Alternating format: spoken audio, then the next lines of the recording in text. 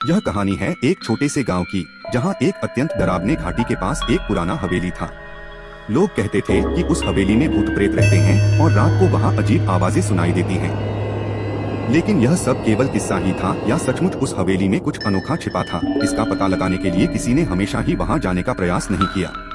एक दिन गांव के एक बहादुर युवक रामनाथ नाम का ने अपने दोस्तों के साथ तय किया कि उन्हें उस हवेली का रहस्य खोलने का प्रयास करना चाहिए। निश्चित रूप से डर का माहौल था, लेकिन उन्होंने अपने अदृश्य साथियों के साथ हौसला बढ़ाया। अंधेरी रात में उन्होंने हवेली की ओर प्रस्थान किया। वहां पहुंचते ही उन्हें अत्यंत भयानक माहौल का सामना करना पड़ा। हवेली की दीवारें बिल्कुल टूटी फूटी थी और वहां से आने वाली आवाजें अत्यंत डरावनी थी। रामनाथ और उसके दोस्त धीरे धीरे हवेली के अंदर चले गए।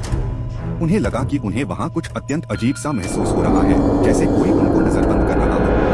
एक कमरे में जाते ही उन्होंने एक अजीब से पुरानी कुर्सी पर बैठे हुए व्यक्ति की तस्वीर देखी। उस व्यक्ति के चेहरे पर अत्यंत डरावना मुस्कान थी और उसकी आंखों में भयानकता की झलक दिखाई दी। रामनाथ और उसके दोस्तों को डर का सामना करते हुए लगा कि कोई उन्हें देख रहा है। वे वहां से भागने का सोचते थे, लेकिन वे अपने पैर हिलाने के लिए असमर्थ थे। एक अजीब से आवाज ने उन्हें रुकने के लिए कहा, तुम्हारे जाने का समय नहीं आया है। रामनाथ और उसके दोस्तों ने वहां से भागने की कोशिश की, लेकिन उनकी कोशिशें व्यर्थ रही। उन्हें लगा कि कुछ अत्यंत अजीब हो रहा है और वे उस हवेली के कैदी बन गए हैं। उन्हें वहां से बाहर निकलने का कोई रास्ता नहीं दिखाई दे रहा था। अचानक उन्हें वहीं उस व्यक्ति मिला जिसकी तस्वीर वे देख रहे थे।